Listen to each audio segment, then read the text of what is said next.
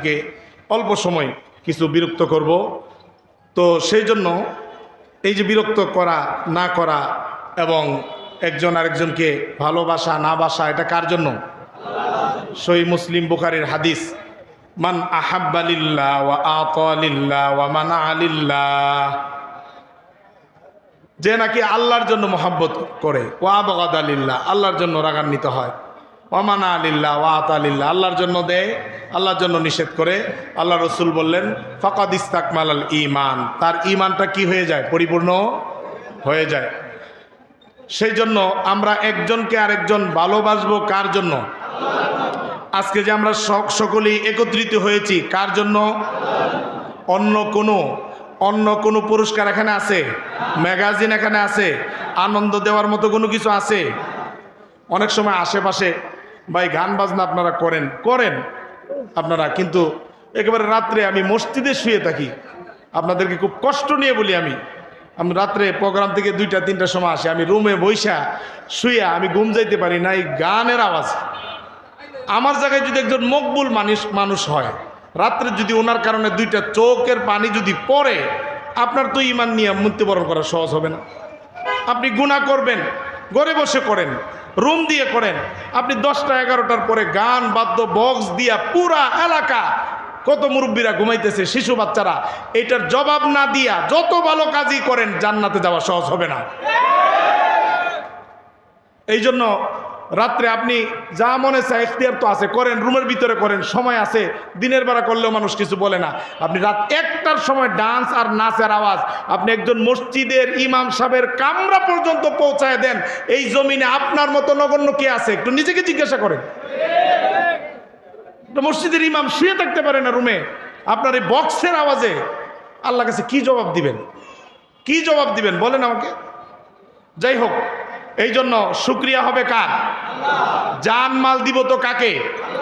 আল্লাহ রাব্বুল আলামিন সূরা তাওবা 111 নম্বর আয়াত, 11 নম্বর পারা, হেফজুল কোরআন, 11 নম্বর পারা, হেফজুল কোরআন, 3 নম্বর পৃষ্ঠার একেবারে শেষ আয়াত, আল্লাহ রাব্বুল আলামিন বলেন মুমিন জান দিবে তো আল্লাহর জন্য। কার জন্য? আপনি মুমিন জান কোন নেতার জন্য দিতে পারে না, মুমিন অন্য কারো জন্য জান দিতে পারে না, বরং জান তো সেখানে দিবে যেখানে রবের হুকুম আছে, মাল তো সেখানে দিবে যেখানে রবের হুকুম আছে। আল্লাহ রাব্বুল আলামিন বলেন ইন্নাল্লাহ হাশতারা মিনাল মুমিনিনা আনফুসাহুম ওয়া আমওয়ালাহুম বিআন্না লাহুমুল জান্নাহ, আমি আল্লাহ জান এবং মাল মুমিনের খরিদ করে নিয়েছি আমার সুসজ্জিত জান্নাতের বিনিময়ে। এটা দুনিয়ার কোন নেতার ওয়াদা নয়, এটা পুরা জগতের যিনি লালন কর্তা পালন কর্তা উনি তো একজনই, উনি একক। উনি কে? আওয়াজ দিয়ে বলেন। ওনার ওয়াদা, উনি বলছেন ওয়াদান আলাইহি হাক্কা। এ দুনিয়াবাসী, এটা কোনো নেতার ওয়াদা নয়, আমি রবের ওয়াদা। তুমি তোমার জান মাল আমি রবকে দিবা, আমি রব আমার সুসজ্জিত বানানো জান্নাত আমি তোমাকে দিয়ে দিব। সুবহানাল্লাহ। এটা আমার বানানো কথা নয়। আপনি বাংলা কোরআন শরীফ আছে, খুলে দেখেন। আমার এই চাপার জুড়ে বলতেছি না, এটা কোরআনের আয়াত, সুস্পষ্ট আয়াত। আল্লাহ নিজে বলে দিয়েছেন, এটা কোরআনে শুধু ঘোষণা দেই নাই, ওয়াদান আলাইহি হাক্কান ফিত তাওরাত ওয়াল ইনজিল ওয়াল কোরআন। এটা তাওরাতেও ছিল, ইনজিলেও ছিল, কোরআনেও আছে। এই জন্য আমাকে একটু আওয়াজ দিয়ে বলবেন, আমরা জান দিব তো কার জন্য? আপনি যদি বলেন হুজুর আমরা যদি নেতাদের জন্য জান না দেই এই দেশ চলবে কেমনে? ভাই দেশ তো যেমনে তেমনে চলবে, আপনি তো চলতে পারবেন না। নেতার জন্য জান দিবেন 5 বছর, 5 বছর পরে মামলায় পড়বে, নেতা তো বিদেশে, আপনি বাড়ি ছাড়া। আপনি 16 বছর পরে নেতা তো পরিবার সহকারে শান্তিতে, আর আপনি মামলা আর মামলা, আপনি বাড়িতেও ঢুকতে পারেন না। পুলিশে চাকরি করেন চাকরি হারা, ডিবিতে চাকরি করেন চাকরি হারা, আর্মিতে চাকরি করেন চাকরি হারা, সব জায়গায় হেনস্থা। কারণ জান যাকে দেওয়ার তাকে দেন নাই, বরং দিছেন দুনিয়াকে। কিন্তু আল্লাহকে যদি জান দেন, আল্লাহ ওয়াদা দিছেন 4 নম্বর পারা 10 নম্বর পৃষ্ঠা মাঝখানে আল্লাহ রাব্বুল আলামিন বলেন, বাল আহইয়াউন ইনদা রাব্বিহিম ইরজাকুন। বান্দা, তুই যখন আমাকে জান দিবি, আমি ঘোষণা দিলাম, তোকে মানুষ বলবে মৃত, আমি আল্লাহ ঘোষণা করলাম তুই আমার কাছে জীবিত। সুবহানাল্লাহ। শুধু জীবিত নয়, বাল আহইয়াউন ইনদা রাব্বিহিম ইরজাকুন, আমি আল্লাহর পক্ষ থেকে তুমি বান্দাকে আমি রিজিক প্রদান করব। সুবহানাল্লাহ। এই জন্য বলে, হুজুর নেতা ছাড়া, নেত্রী ছাড়া চলবে কিভাবে? হ্যাঁ, নেতা লাগবে, কিন্তু নেতার মতো নেতা। কিসের মতো নেতা? বুখারী শরীফ 4712 নম্বর হাদিসের বর্ণনা। আল্লাহ রসুল একদিন এক সাহাবীর বাড়িতে গেলেন দাওয়াত খাইতে। কি খাইতে গেলেন? আপনারা হুজুরদেরকে দাওয়াত দেন না? সাহাবায়ে কেরামের জামাত নিয়ে দাওয়াত খাইতে গেলেন। রাসূলুল্লাহ সাল্লাল্লাহু আলাইহি ওয়াসাল্লাম ছাগলের গোশত এবং ছাগলের পায়া খাইতে পছন্দ করতেন। তখন ফারুফি আইলাইহি দ্বারা আল্লাহ রসুলকে এই পায়াটা আগায় দেওয়া হলো বাসায় খাওয়ার জন্য, যেহেতু রসুল পছন্দ করেন। ফানাহাসা নাহসাতান, আল্লাহ রসুল এই ছাগলের পায়াটা খুব চাবায়া আনন্দের সাথে ভক্ষণ করতেছেন এবং সাহাবায়ে কেরামদেরকে বলতেছেন, হে সাহাবায়ে কেরাম, আনা সাইয়্যিদুন নাসি ইয়াউমাল কিয়ামা, তোমরা কি জানো কিয়ামতের ময়দানে আমি সমস্ত মানুষের নেতা হব। সুবহানাল্লাহ। আমার মতো আপনার মতো নেতা নয়। রসুল প্রমাণ সহকারে বললেন কেন নেতা হবেন। রাসূল যেই প্রমাণ দিলেন, এই প্রমাণ যার কাছে পাবেন তার যদি আপনি অনুসরণ করেন কোনো সমস্যা নাই, তাকে নেতা মানেন। এটা হাদিসে বলে নেতা মানতে। আপনারা মনে করেন যে নেতা মানার কথা তো হাদিসে নাই, এই হাদিসে আছে, লম্বা হাদিস। কাকে নেতা মানবেন? এরপরে যদি আপনি বলেন যে না হুজুর আপনার কথা নিয়ে আপনি থাকেন, আমি আমার নেতা মানবো, ভাই জাহান্নাম বহুত বড়, আপনি যান, সমস্যা তো নাই। আমি মুসলমান, আপনার ভাই, ছোট ভাই, আপনার ছেলে, আমি আপনাকে সতর্ক করা আমার দায়িত্ব। জাহান্নাম তো বড়, অভাব হবে না জায়গার। আপনি কেন আপনার সপরিবারে জাহান্নামে গেলে জাহান্নামের জায়গা অভাব হবে? কিন্তু আমার কথা হলো সুস্পষ্ট বাণী আপনাকে পৌঁছায় দেওয়া। আমল করার দায়িত্ব আপনার। আমল করবেন, জান্নাতে যাবেন, করবেন না জাহান্নামে যাবেন। এখতিয়ার আপনার, দুনিয়া আপনার, হায়াত আপনার, মালিক কে? আল্লাহ রাসূল সাল্লাল্লাহু আলাইহি সাল্লাম বলেন, কাল কিয়ামতের দিন আমি সমস্ত মানুষের নেতা হব। সাহাবায়ে কেরামকে আল্লাহ রাসূল বলেন, হাল তাদরুনা মিম্মা যালিকা, সাহাবায়ে কেরাম তোমরা কি জানো আমি কেন নেতা হব, কেন সরদার হব সমস্ত মানুষের, কেন নেতা হবে এটা তোমরা জানো? সাহাবায়ে কেরাম তো জানে না। সাহাবায়ে কেরাম বললেন, ইয়া রাসূলুল্লাহ আমরা তো জানি না, আপনি বলেন কেন নেতা হবেন, নেতা হওয়ার কোয়ালিটি কি? রাসূলুল্লাহ সাল্লাল্লাহু আলাইহি সাল্লাম বললেন, কিয়ামতের ময়দানে সমস্ত মানুষকে রুটির মতো ময়দান, একটা মাঠের মধ্যে সবাইকে জড়ো করা হবে। সেই জায়গায় সূর্যটা চলে আসবে অর্ধ হাত নিচে। বয়ান আপনারা জানেন, শুনেন, ওইদিকে বয়ান করার প্রয়োজনই নাই। সূর্য চলে আসবে, কারো গুনার কারণে মানুষ হাঁটু পর্যন্ত, কোমর পর্যন্ত, বুক পর্যন্ত, কেউ পুরা পানির মধ্যে হাবুডুবু খাবেন। ঠান্ডা পানি নয়, সুইমিং পুল নয়, এটা উত্তপ্ত গরম পানি, রক্ত পুজ মাখা পানি। ওই পানির মধ্যে হাবুডুবু খাবে। তখন মানুষ ছুটাছুটি করতে থাকবে যে বিচার তো শুরু হয় না, ফয়সালা হয়ে গেলে তো হয়ে যেত, কিন্তু বিচারই তো শুরু হয় না। কি ভয়াবহ অবস্থা! একজন আরেকজনকে বলবে কি করা যায়, একজন ইশারা দিবে, তোমরা আলাইকুম আলাইকুম, তোমাদের উপরে জরুরি, তোমরা ইব্রাহিম আলাইহিস সালামের কাছে যাও, তোমরা আদম আলাইহিস সালামের কাছে যাও, কেননা উনি হলো আবুল বাশার। উনি কি? সবাই ইব্রাহিম আদম আলাইহিস সালামের কাছে যাবেন, গিয়া বলবেন আনতা আবুল বাশার খলাকাকাল্লাহু বিয়াদিহি, আল্লাহ তাআলা নিজ হাতে আপনাকে বানাইছেন, আল্লাহ নিজে আপনার ভিতরে রূহ দিছেন, আপনি সর্বপ্রথম জান্নাতে অবস্থান করছেন, আপনি সকল জাতির পিতা, আপনি আল্লাহর কাছে একটু সুপারিশ করেন। আপনি কি দেখেন না? হাল তারাউনা মিম্মা যালিকা, আপনি কি দেখেন না আমাদের অবস্থা কি? একটু সুপারিশ করেন। আদম আলাইহিস সালাম পিছু হটবেন। নেতা হওয়ার কোয়ালিটি রাসূল বর্ণনা করতেছেন, গভীরভাবে মনোযোগ দিয়ে শুনতে হবে। মনোযোগ দিয়ে না শুনলে বুঝে আসবে না, গভীরভাবে মনোযোগ দিতে হবে। নেতা হওয়ার কোয়ালিটি কি? একেবারে ছোট বাচ্চা থেকে নিয়ে বৃদ্ধ পর্যন্ত সবার দিলের মধ্যে কিন্তু নেতা হওয়ার বাসনা আছে না নাই? আপনি না করলেও আছে, আপনি বললেও আছে, না বললেও আছে। প্রত্যেকের ভিতরে নেতা হওয়ার কোয়ালিটি খুঁজে কিভাবে নেতা হওয়া যায় রাসূল ফর্মুলা দিলেন। এখন যদি রাসূলের ফর্মুলায় নেতা হন, আপনিই নেতা, দুনিয়াও নেতা, আখিরাতেও নেতা। আর যদি রাসূলের ফর্মুলা বাদ দিয়া আপনি যদি বিভিন্ন দুর্নীতির মাধ্যমে নেতা হন, বুটের বাক্স চুরি করার মাধ্যমে পুরা জেলায় নেতাকর্মী দিয়া বুট বাক্স ক্যাপচার করিয়া যদি নেতা হইতে চান, তখন আপনি দুনিয়াতেই হবেন, মাইর খাবেন, দুর্নীতিগ্রস্ত হবেন, লাঞ্ছিত হবেন, আর আখেরাতে তো আপনার শাস্তি আছেই। রাসূল বললেন, আদম আলাইহিস সালাম বলবেন যে আজকে নেতা হওয়ার কোয়ালিটি আমার কাছে নাই, আজকে আমি সুপারিশ করতে পারবো না, বরং আমি তো ভুল করছিলাম, আমি জান্নাতে ভুল করার কারণেই তো দুনিয়াতে আসছি, আমি তোমাদের জন্য কিছু করতে পারবো না। নাফসি নাফসি নাফসি নাফসির অর্থ অনেক আছে, উলামায়ে কেরাম আছেন। একটা অর্থ হলো যে আমার জন্যই তো সুপারিশকারী দরকার, আমি কোথায় সুপারিশ করব? আদম আলাইহিস সালাম বলবেন আমার দ্বারা সুপারিশ করা সম্ভব নয়, কেননা আল্লাহ রাব্বুল আলামিন আজকে এমন ভাবে রাগান্বিত, কদ গাদিবা গাদবান লাম ইয়াগদাব লাম ইয়াবদাগ ক্বাবলাহু বাদাহু। আল্লাহ রাসূল বলেন, আল্লাহ রাব্বুল আলামিন আদম আলাইহিস সালাম বলবেন আজকে এমন রাগান্বিত, ইতিপূর্বে কোনোদিন এত রাগ করেন নাই, সামনেও কোনোদিন এমন রাগান্বিত হবেন না। এই পরিস্থিতিতে আমি আদম ঠিক আছে, কিন্তু আমি সুপারিশ করতে পারবো না। তোমরা একটা কাজ করো, ইব্রাহিম আলাইহিস সালাম তো পরে নূহ আলাইহিস সালামের কাছে যাও। তারা সবাই নূহ আলাইহিস সালামের কাছে যাবেন।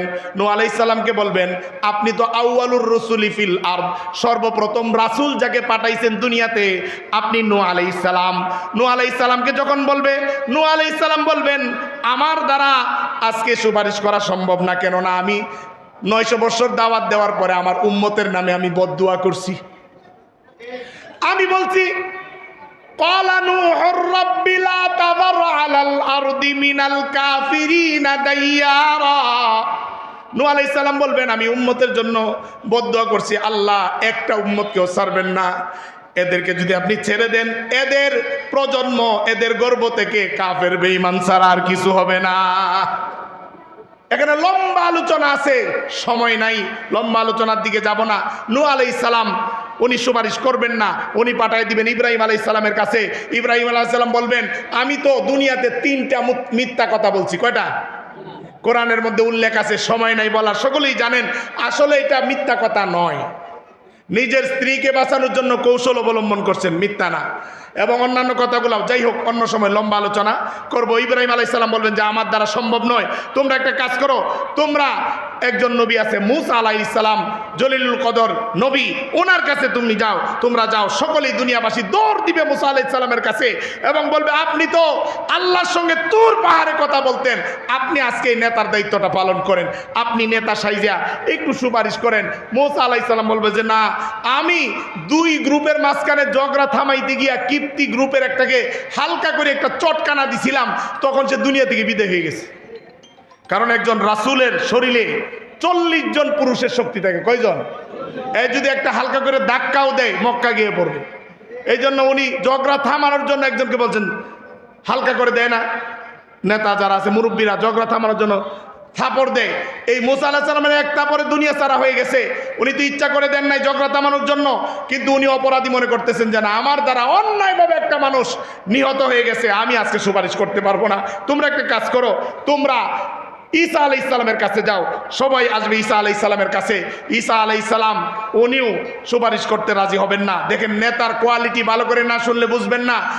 ঈসা আলাইহিস সালাম বলবেন যে আমার দ্বারাও সুপারিশ করা সম্ভব হবে না। লম্বা হাদিস। তোমরা একটা কাজ করো, সাইয়্যিদুল মুরসালিন, খাতামুন নবিয়্যিন, তাজদারে মদিনা মুহাম্মদে মুস্তাফা সাল্লাল্লাহু আলাইহি ওয়াসাল্লামের কাছে যাও। আজকে উনি ছাড়া এই বিচার কার্য আর কারো মাধ্যমে সুপারিশ করে শুরু করা সম্ভব। আল্লাহ রাসূল বলেন দুনিয়ার মানুষ আমার কাছে আসবে আর আমাকে বলবে ইশফা লানা ইলা রাব্বিক। হে আখিরি নবী মুহাম্মদে মুস্তাফা সাল্লাল্লাহু আলাইহি ওয়াসাল্লাম, আপনি একটু আমাদের জন্য একটু সুপারিশ করেন আপনার রবের কাছে, প্রতিপালকের কাছে। আল্লাহ রসুল বলেন আমি তখন অন্যান্য পয়গাম্বরের মতো বলবো না যে আমার দ্বারা সুপারিশ করা সম্ভব না, বরং আমি আমার উম্মতদেরকে নিয়ে, সমস্ত দুনিয়ার মানুষদেরকে নিয়ে আমি সামনের দিকে আগাবো এবং রবের কুদরতি কদমের মধ্যে সেজদায় লুটাইয়া পড়ব। মুফাসসিরিনে কেরাম মুহাদ্দিসিনে কেরাম লেখেন কত বছর থাকবেন সেজদার মধ্যে, এটা অনেক ব্যাখ্যায় আছে, আমি সেই দিকে যাব না। যখন নাকি সেজদায় লুটে পড়বেন, আল্লাহ রাব্বুল আলামিনের যত রাগ আর ক্রোধ আর গুসা আছে, রাসূলের এই কপাল মোবারক যখন আল্লাহর সেই কুদরতি কদমের মধ্যে পড়বে, আল্লাহ রাব্বুল আলামিনের সমস্ত রাগ পানি হয়ে যাবে। আল্লাহ রাব্বুল আলামিন বলবেন, ইরফা রাসাক, আমার হাবিব আমার রাসূল, আপনি দুনিয়াতে অনেক কষ্ট করছেন, দাওয়াতি কাজ করতে গিয়া তায়েববাসীরা রক্তাক্ত করছে আপনাকে, উহুদের যুদ্ধে মাথা ফাটাইয়া দান মোবারক শহীদ করে দিছে, আপনাকে জেলখানায় আবদ্ধ করে রাখছে 3 বছরের মতো। অনেক সময় আপনি কষ্ট করছেন দুনিয়াতে নবুয়তের কাজের জন্য, দাওয়াতের কাজের জন্য, দ্বীনের কাজের জন্য। আজকে আপনার জন্য কষ্টের জায়গা নয়। ইরফা রাসাক, আপনি আপনার মাথা ওঠান। ইশফা তো সাফা, আপনার আজকে যাকে মনে চায় তার ব্যাপারে আপনি সুপারিশ করেন। আমি আসমান জমিনের মালিক, পুরা জগতের মালিক, জান্নাত জাহান্নামের মালিক, এই হাসরের মালিক। আপনি যার ব্যাপারে সুপারিশ করবেন, আমি আল্লাহ তাকে বিনা হিসাবে জান্নাত দিয়ে দিব। এখন আসেন মূল পয়েন্টে। এই সুযোগ যদি আপনাকে দেওয়া যায়, যে আপনাকে একটা সুযোগ দিলাম, আমেরিকার লাল পাসপোর্ট আপনাকে দিলাম, ভিসা, আপনি এটা দিয়ে 5 জনকে নিতে পারবেন। কয়জনকে? আপনি কাকে পছন্দ করবেন? সর্বপ্রথম চিন্তা করবেন, আপনার মহব্বত যদি বাবার সঙ্গে থাকে, যে বাবাকে নিয়ে যাব, যদি মার সঙ্গে থাকে মাকে নিয়ে যাব, স্ত্রীর সঙ্গে থাকলে স্ত্রী, জামাতা থাকলে জামাতা, এরকম পছন্দের মানুষগুলাকে নিয়ে আমেরিকায় চলে যাবেন। এই অফারটা যদি আপনাকে দেয়, আমার রাসূলের মা বাবা আছে না নাই, মেয়ে আছে না নাই, জামাতা আছে না নাই, সন্তান আছে না নাই, আত্মীয় স্বজন আছে না নাই, পরিবার আছে না নাই, বংশ আছে না নাই, কিন্তু আমার রাসূলের এই জায়গার ভিতরে যে উত্তর, কিয়ামত পর্যন্ত নেতা হওয়ার জন্য এক কোয়ালিটি, এই কোয়ালিটির মধ্যে আসতে পারলে পুরা দুনিয়া বিজয় করতে পারবে, পুরা দুনিয়া বিজয় করা যাবে, সম্ভব। কিন্তু এই কোয়ালিটি যদি না আসে, আপনি তার জন্য পাগল হয়ে জীবন দিলে লাভ নাই। আল্লাহর রাসূল তখন নিজের মার কথা বলবেন না, বাবার কথা বলবেন না, সন্তানের কথা বলবেন না, জামাতাদের কথা বলবেন না, নিজের শ্বশুরের কথা বলবেন না, নিজের পরিবার বর্গ জ্ঞাতি গোষ্ঠী কারো কথা বলবেন না। আল্লাহর রাসূলের মুখ দিয়ে বের হবে, এই মুখ দিয়ে বের হবে, জবান মুবারক দিয়ে বের হবে, উম্মতি ইয়া রাব্বি উম্মতি, ইয়া রাব্বি উম্মতি, হে আমার রব, আমার উম্মতকে আপনি বাঁচান, আমার উম্মতকে আপনি বাঁচান, আমার উম্মতকে আপনি বাঁচান। লিল্লাহি তাকবীর, লিল্লাহি তাকবীর। এই শরীফপুরবাসী আপনাদেরকে বলি, গাজীপুরবাসী, এই ওয়াসফ যার কাছে আছে, যে উম্মত নিয়ে ফিকির করে, নিজে বাড়ি করার আগে জনগণের বাড়িঘর হয়, নিজের ছেলে বিদেশ যাওয়ার আগে জনগণের ছেলে বিদেশ যায়, নিজের বাড়ির ছাদ হওয়ার আগে জনগণের বাড়ির ছাদ হয়, নিজের বাড়ির রুট হওয়ার আগে জনগণের বাড়ির রুট হয়, ওই নেতাটাকে চোখ বন্ধ করে বিশ্বাস করেন, আমার কোনো আপত্তি নাই। কারণ এই রুল মডেল প্রকাশ করে গেছেন স্বয়ং কে? রাসূলুল্লাহ সাল্লাল্লাহু আলাইহি ওয়াসাল্লাম। এই জন্য আপনারা দল করেন, আমার কোনো সমস্যা নাই, যে কোনো দল করেন, আমার কোনো সমস্যা নাই। কিন্তু কথা হলো, রাসূল যেভাবে আপনাকে নেতা মানতে বলছেন সেইভাবে মানবেন, না নিজের মতো করে নেতা মানবেন? আমরা তো নেতা মানি যে কয়দিন কর্মী, পরে আমি এই যে বাজারের নেতা হয়ে যাবো, পরে না বাজার নেতা থেকে গ্রাম নেতা, গ্রাম নেতা থেকে ইউনিয়ন, ইউনিয়ন থেকে আপনার স্বপ্ন থাকে ওই যে মন্ত্রী হওয়ার জন্য। এই নিয়তে আমরা এই স্লোগান দিই, 2টা বিড়ির নিশায়, পানের নিশায়, চায়ের নিশায়, 500 টাকা 1000 টাকার নিশায় নিজের বুটকে আমরা বিক্রি করে দিই। এরকম মানুষ নাই? এই বুট আপনার কাছে আমানত বলে দিলাম আমি, আপনি যাকে ইচ্ছা তাকে দেন বুট, কিন্তু কোনো চুরকে যদি বুট দেন, ওই চুরের যে শাস্তি আপনাকেও দাঁড় করবে। দাঁড়া, ওই চুরকে বুট দিলি কেন তুই? তওবা করেন, এটা আমার দায়িত্ব আপনাদেরকে বলা। আপনি যদি কোনো চুরকে বুট দেন যে চুরি করে, জানা সত্ত্বেও বুট দিলেন, সে চুরের যে শাস্তি, যিনি বুট দিলেন, বুটের ব্যবস্থা করলেন, সহযোগিতা করলেন, সকলের এক হুকুম। তাহাজ্জুদ সেই জায়গায় কাজ হবে না, সেই জায়গায় হজ উমরা কাজে আসবে না, সেই জায়গায় এই আমার মতো পাগড়ি লাগাইলেও কাজ হবে না, জুব্বা লাগাইলেও কাজ হবে না, দাড়ি কালো হইয়া সাদা হয়ে গেলেও কাজ হবে না। জনগণের হক নষ্ট করলে হবে না। এই জন্য আমি তো পুরা বাংলাদেশে বলি যে এখন আপনাদেরকে আল্লাহ তাআলা স্বাধীনতা দিছে, এখনো যদি ভুল করেন সামনে কতদিন পরে বাংলাদেশ বিজয় লাভ করবে আর কেউ বলতে পারে না। এই জন্য বাংলাদেশের জনগণ সতর্ক থাকতে হবে। প্রায় সময় শোনা যায় যে বিভিন্ন জায়গায় চুর বাটপার হাইজেক করে। আরে ভাই, প্রশাসন যদি না করতে পারে, আপনার সামনে চুরি করতেছে, আপনি ধরেন তাকে। প্রশাসন যখন তাকে কিছু বলে না, আপনি রোডের মাঝখানে টানায় রাখেন। এরকম চৌরাস্তার মোড়ে যদি 5-6টা মোবাইল চোরার এই যারা চেইন চুরি করে পকেট কাটে ওই ফ্লাইওভারের মধ্যে লটকায় রাখেন, 1 সপ্তাহের ভিতরে এই ছিনতাইকারী বন্ধ হয়ে যাবে, পুরা দেশ থেকে উৎখাত হয়ে যাবে। যাই হোক, এটা প্রশাসনের প্রতি উদারত আহ্বান, আপনারা এই ব্যবস্থা করেন, না হয় এগুলো ঠিক হবে না। আর যদি প্রশাসন ভাইয়েরা আপনারা নিজেরাই সহযোগিতা করিয়া এই চুরি ডাকাতি করান, তাহলে আপনাদের জন্য দিন আসতেছে পলায়নোর জায়গা পাবেন না, গর্তও খুঁজে পাবেন না। কারণ আল্লাহর সুস্পষ্ট ঘোষণা, যে জুলুম করবে তাকে আল্লাহ তাআলা দুনিয়াতে শায়েস্তা করবে। আপনি আল্লাহর হক নষ্ট করেন, কোনো সমস্যা নাই, আল্লাহ চাইলে মাফ করে দিবেন। বান্দার হক নষ্ট করবেন, একজন বুড়া মানুষ লড়তে পারে না, তার নামে মামলা দিয়ে দিবেন, আপনাকে আল্লাহ ছেড়ে দিবে? অন্যায়ভাবে মামলা দিবেন, লোকটা ঘরবাড়ি ছাড়া, আপনি অন্যায়ভাবে মামলা দিলেন, আপনি কি মনে করছেন শুধু মসজিদে নামাজ পড়লে আর রোজা রাখলে হজ যাকাত করলে আল্লাহ জান্নাত দিবে? এই যে একটা লোক সন্তান হারা, স্ত্রী ছাড়া, এই যে বিভিন্ন আনাচে কানাচে ঘুরতেছে, এই কষ্টটা ওই লোকের দিল ছাড়া কেউ বুঝে? কেউ যদি অপরাধী হয় তার নামে মামলা দেন, সেটা তো আমরা বলি না, কিন্তু নিরপরাধ মানুষের নামে মামলা দেওয়া যাবে। যাই হোক, এই জন্য নেতা যেভাবে হই সমস্যা নাই, কিন্তু এরকম নেতা বানাইতে হইলে এরকম বিভিন্ন নেতা প্রশিক্ষণের জায়গার দরকার আছে না নাই? আমাদের দুনিয়াতে যদি আপনি এরকম পরিশুদ্ধ নেতা বানাইতে চান, তাহলে কোরআন শিক্ষার দরকার আছে না নাই? যদি কোরআন শিক্ষার দরকার হয়, ব্যাপক কোরআন শিক্ষার দরকার, অর্থাৎ যেখানে গরিব, এতিম, মিসকিন সবাই, এতিম মিসকিন সবাই পড়তে পারে, ওরকম জায়গার দরকার আছে না নাই? আসসালামু আলাইকুম। জি,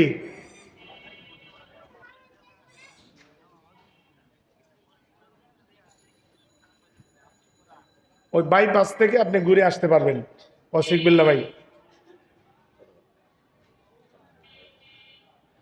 আচ্ছা যাই হোক, আমাদের বক্তা বাইপাস এখানে চলে আসছেন, আপনাদের কাঙ্ক্ষিত বক্তা। আপনাদের সময় নষ্ট করতেছি, রাগ করতেছেন আপনারা? যাই হোক, তো আমাদের মোতাওয়াল্লি সাহেব উনি খুব এখলাসের সাথে, আমি প্রায় সময় বলি, উনি আমাকে একা ডাকছেন এক সময়, ডাকে বলছেন, হুজুর আমার দিলের একটা স্বপ্ন, আমি একটা মাদ্রাসা করতে চাই। উনি এখানে বসা, যদি আপনি পরিচালনা করেন তাহলে আমি করে দিব। আমি বলছি যে প্রতিষ্ঠান তো করবেন, কিন্তু আমার কথা হলো আপনি যদি ওয়াকফ করে দেন, আমি ইনশাল্লাহ পরিচালনা করব। আমি দিলের থেকে অনেক দোয়া করছি, উনি একেবারে নির্দ্বিধায় বলছেন, হুজুর ওয়াকফ করে দিব না, আপনি মাদ্রাসা করে দিব, আপনি যেভাবে বলবেন সেইভাবে ওয়াকফ করে দিব। আল্লাহু আকবার বলেন। এই সৎসাহত কি সবার আছে? আল্লাহ যে উনি যে আল্লাহর জন্য জায়গাটাকে ওয়াকফ করে দিছেন, এই জন্য ওনার জন্য দোয়া করার দরকার আছে না নাই? আল্লাহ তাআলা ওনার হায়াতে বরকত দান করুক, সকলে বলেন আমিন। ওনার যত সমস্যা আছে আল্লাহ তাআলা সবগুলি সমাধান করে দেন।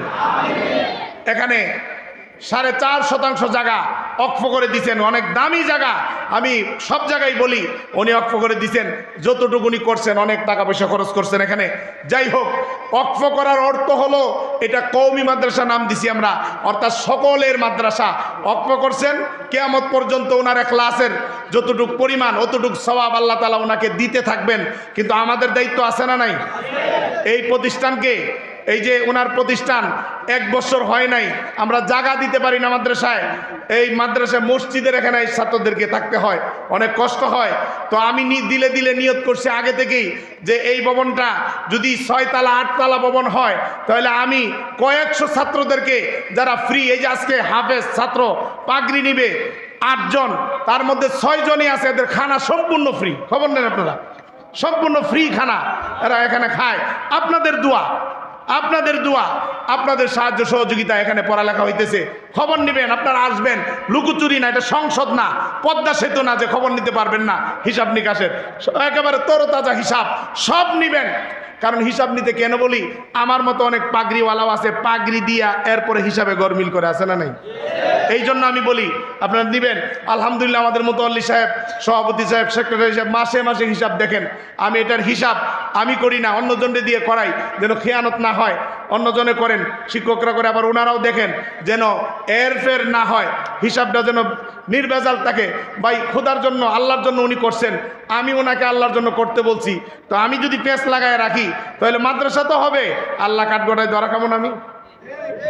এই জন্য এই মাদ্রাসাটা আমরা দোয়া করব তো কিয়ামত পর্যন্ত থাকার জন্য, শুধু কিয়ামত পর্যন্ত নয়, এই মাদ্রাসাটার জন্য সাহায্য সহযোগিতা করতে হবে। এই জন্য আপনারা তো পরে করবেন, আমি আগে থেকে নিয়ত করে রাখছি যে আমার এই মসজিদের 1 মাসের বেতন 20,000 টাকা আমি এই মাদ্রাসার নামে, এই বেতনটা আমি রেখে দিছি নগদ। আমি আমার 1 মাসের বেতন 20,000 টাকা এই মাদ্রাসার নামে আমি দান করে দিলাম। আল্লাহু আকবার বলেন।